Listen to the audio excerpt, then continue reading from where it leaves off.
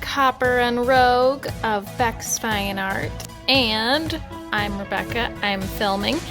I am going to show you part one of a tutorial on how to paint this really fun desert landscape on your Hydro Flask.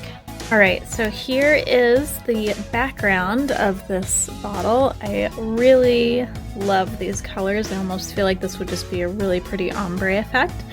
But anyways, the first thing that I'm going to start off with is the sky. So a lot of times people make the mistake of painting the foreground and the details first and then do the sky, but basically you want to work your way from the back to the front. So I'll be doing the sunset and all the cloud details and then gradually layering on top of that with the desert background.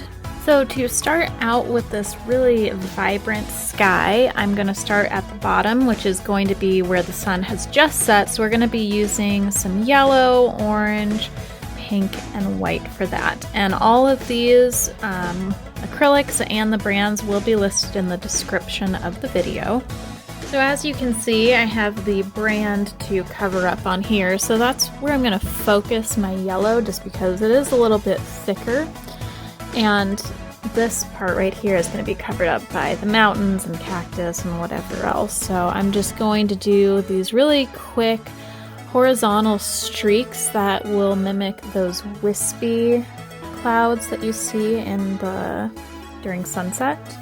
This is very loose and quick, so don't worry about each streak looking exactly perfect because the whole point is to blend everything. So I'm going to continue this all the way around the bottle, sort of just towards the bottom, and then I'll start to add some pinks towards the top of this.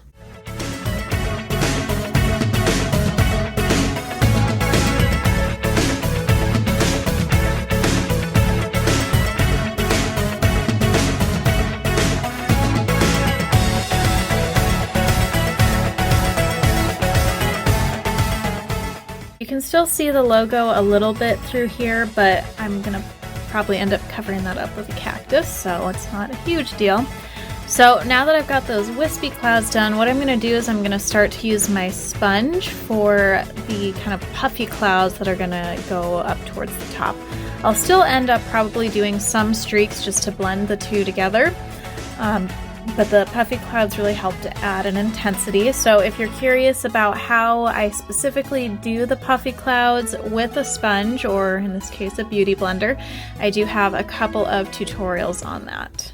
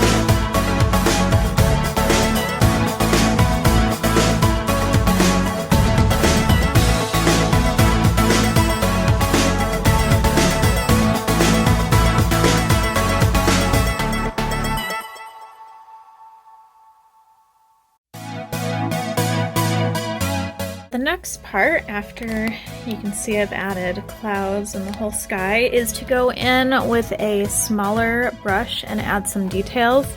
So you can see that I've already done that in this area. So I'll be moving on to this spot right here.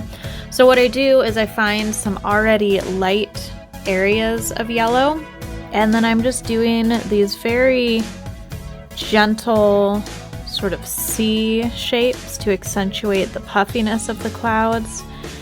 And I also go in with my finger and sort of tap that wet paint in order to spread it out and blend it a little bit more.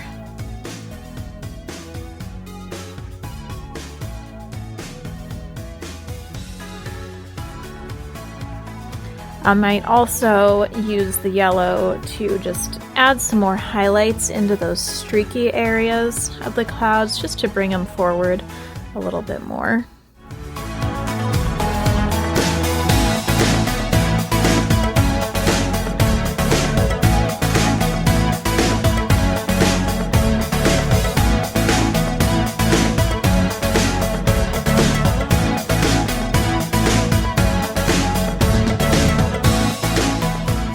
You can see I've added the yellow kind of throughout, which really helps to make some of the clouds pop forward. And so I'll be doing a little bit more detailing with the orange, just kind of adding some shadow areas in. So for that, I go over the curves of the puffy clouds, and then again, I tap that wet paint with my finger just to blend it out a little bit more. So I will be working this all the way through and then doing the same thing with the pink.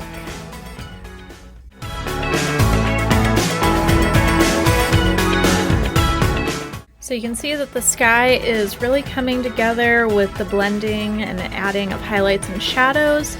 So I'll be doing that same technique that I used with the orange to add in some shadows for the pink, and then just kind of accentuating some of the shapes of the orange clouds and also adding in some shadows.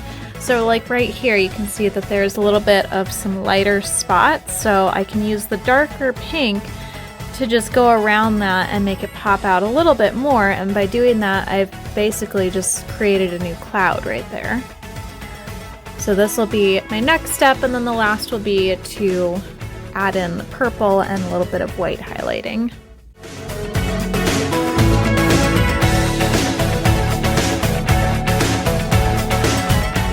Next, what I'm gonna do, because my purple right in here, as you can see, is pretty light, so it doesn't really create enough of a shadowy effect that I'm going for with the clouds. So I'm gonna be using this cobalt blue and my sponge just to add a tiny bit, and I might even water it down just slightly, just to add a little bit of some darker shadows in between the clouds, again to help with that contrast and to make the clouds pop.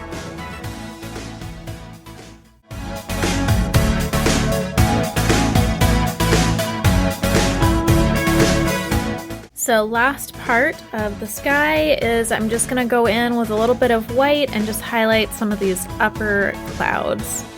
And you can see my brush is like dying right now because I've smushed it down so much. So we'll see how it ends up finishing off. So what I've done is I've just watered down the white a tiny bit, because I know that the white I'm using is a little bit thicker, which means it's not going to blend as easily when I pat it down with my finger.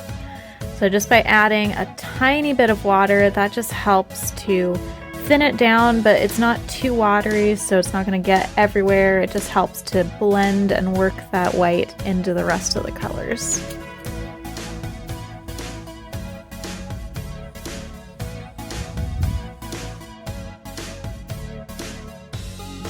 Alright, so here is our finished sunset cloudy background.